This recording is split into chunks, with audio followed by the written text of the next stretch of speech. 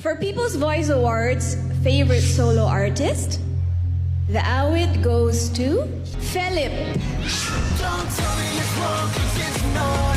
I don't trust nobody, I put up this wall. On behalf of Philippe, we'd like to thank all the fans who voted, all 18 F-stands, CCOs, everyone who voted. He loves everyone so much. He loves you guys so much. Thank you so much, everyone. Thanks. For People's Voice Awards, for favorite new solo artist, the award goes to Stel. Hindi na masabi ang tunay kong nadarama. We'll take this as well. On behalf of Stel, we'd like to accept this award. We'd like to thank all the fans as well. 18 and everyone who's been voting. Salamat sa inyo lahat. Thank you. For People's Voice Awards, for breakthrough artist, the award goes to, once again, it's Stel. Ay, taon na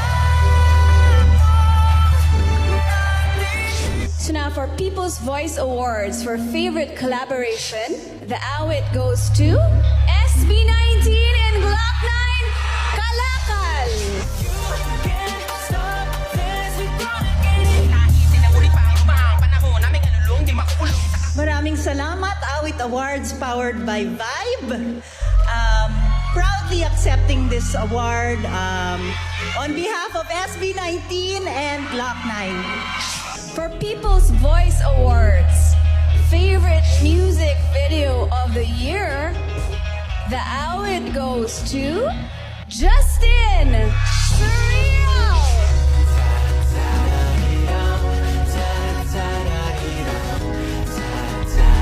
This is Justin who messaged me. I just want to share that making music videos and other visual arts is one of the main reasons I pursued this career, because I know that I'll be able to showcase my creativity through music. So thank you so much, 18 and Maisan, for loving the surreal music video, my firstborn, haha.